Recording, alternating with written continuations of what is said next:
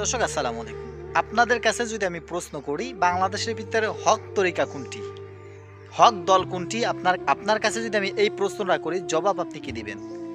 যারা জামাত করে তারা এসে বলবে জামাত হক তরিকা রয়েছে, যারা ইসলামী আন্দোলন চরমনাই করে তারা বলবে চরমনাই হক তরিকা রয়েছে, সারসিনা যারা করে তারা বলবে সারসিনা হক তরিকা রয়েছে, তাবলিগ যারা করবে তারা বলবে তাবলিগ হক তরিকা রয়েছে, যারা ফুরফুরা করে তারা বলবে ফুরফুরা হক তরিকা রয়েছে, কারা উজানি জৈনপুর এরকম যারা যেই দরবার করে না কেন, আড্রসি যারা করে তারাও বলবে আমরা হক তরিকা রয়েছি, যারা মাঝভান্ডার করে তারা বলবে আমরা হক তরিকা রয়েছে। আপনি যাকে প্রশ্ন করবেন জবাবে তারাই বলবে আমরা হক তরিকা রয়েছে। আসলে তা কারা হক তরিকা রয়েছে আমরা কিভাবে বুঝবো আসলে তারা হক তরিকা রয়েছে? এটা বোঝার জন্য ছোট্ট একটি জিনিস আপনাদেরকে বলবো, সেটা অবশ্যই মানবেন, তাহলে বুঝতে পারবেন কারা হক তরিকা রয়েছে আর কারা হক তরিকা নেই। আপনি বুঝতে পারবেন, তাহলে আপনি দেখবেন বাংলাদেশের সবাই বলবে আমি হক তরিকা রয়েছে, আমি হক তরিকা রয়েছে, আমি হক তরিকা রয়েছি। আসলে কে হকের উপর আছে এইটা বোঝার জন্য এই জিনিসটা করতে পারেন। আপনি প্রথম নাম্বার আপনি করবেন যেটা, হক তরিকায় যদি থাকে, হক যারা থাকবে তাদের ভিতরে হিংসা রিয়া অহংকার থাকবে না। প্রথম নাম্বার এক নাম্বার দেখবেন তাদের ভিতরে হিংসা রিয়া অহংকার থাকবে না, অহংকার মুক্ত, অহংকার যুক্ত না। এখন আপনি বলবেন আমিও অহংকার মুক্ত, আমার ভিতরে কোনো অহংকার নাই। ভাই এটা দেখার বিষয় নাই, অহংকার কাউকে দেখানো যায় না, অহংকার বোঝানো যায় না।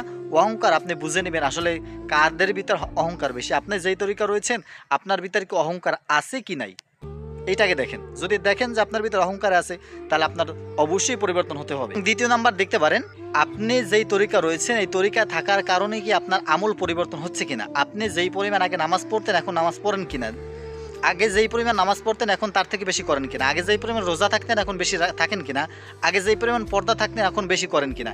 এই আমলের যখন পরিবর্তন আসবে তখন বুঝবেন আপনি হকের উপর আছেন। আর আমল যদি বরবাদ হয়ে যায়, আগে করতেন এখন করেন না, সেই ক্ষেত্রে বুঝবেন আপনি হকের উপর নাই।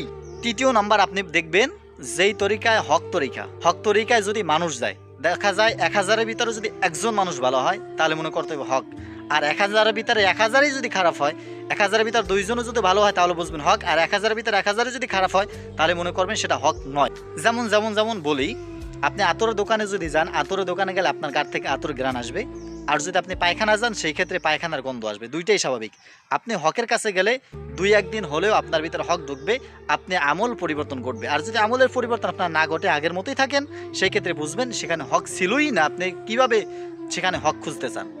আশা করি বুঝতে পারছেন। এই 3টা জিনিস অ্যাপ্লাই করে দেখতে পারেন, হক আপনি বিবেচনা করবেন। আপনাকে আল্লাহ তাআলা বুঝ দিয়েছে, ব্যবস্থা দিয়েছে, বোঝার মতো ক্ষমতা দিয়েছে, কোনটা হক কোনটা বাতিল আপনার নিজের চিহ্নিত করতে হবে। কোনো দলের মুরিদ, কোনো দলের মানুষ, কোনো দল এসে বলবে না যে আমি খারাপ, আমাকে অনুসরণ করো না, এরকম কোনো দেখাই যাবে না। সবাই নিজেকে নিজে ভালো দাবি করবে, সবাই নিজেকে নিজে হকের উপর থাকে এইটা দাবি করবে। এখন বিবেচনা আপনার করতে হবে আপনি কোনটা মানবেন এবং কোনটা ছাড়বেন। আল্লাহ তাআলা আমাদেরকে বোঝার তৌফিক দান করুক, সত্য জিনিসটা বুঝে মানার তৌফিক দান করুক। ভালো থাকবেন, সুস্থ থাকবেন, আশা করি একটু হলেও বুঝাইতে পেরেছি। আজকের ভিডিও পর্যন্তই, সকলে থেকে বিদায় নিচ্ছি। আসসালামু আলাইকুম ওয়া রাহমাতুল্লাহ।